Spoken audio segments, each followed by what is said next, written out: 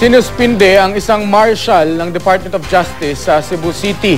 Inaakusahan siya ng panggagahasa ng isang babaeng nasa ilalim pa man din ng Witness Protection Program. Nabiktima ng gang rape noon ang babae noong nakaraang taon. Makibalita tayo kay Randy Gurion ng GMA Cebu. Sariwa pa raw sa 21 taong gulang na babae ang sinapit niya sa 8 lalaki noong Pebrero ng nakarang taon sa Lapu-Lapu City, Cebu. Biktima siya ng gang rape. Isinailalim siya sa Witness Protection Program ng Department of Justice habang tinutugis ang mga suspect.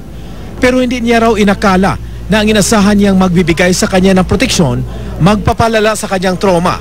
Enero ngayong taon, sinimulan daw siyang pagsamantalahan ng marshal na inatasang magbantay sa kanya sa safe house sa Cebu City.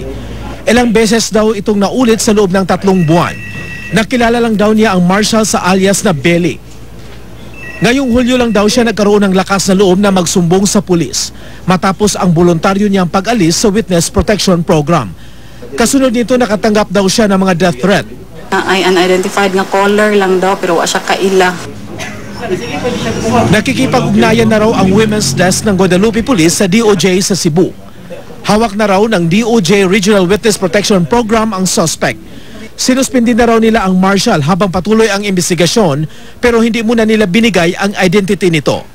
Sa text message naman ni Justice Secretary Laila de Lima, sinabi niyang pinag-aaralan na rin nila ang naturang sumbong. Hindi raw muna sila gagawa ng aksyon hanggat hindi pa napapatunayan ang aligasyon. Hinihintay daw muna nila ang resulta ng psychological exam sa biktima. Handa rin daw ang Ombudsman Visayas na makipagtulungan sakaling magdesisyon ang biktimang magsampa ng kaso laban sa marshal. Mahirap nga para sa DOJ, no? Gusto ko rin sana nasa kanila yan, pero kasi involved sila. So, pwede nila, yung complainant kasi, dapat, pwede man sila mag-file ng kaso dito sa Office of the Ombudsman. Kasi independent kami. Randy Gurion, Nagbabalita, Pilipinas.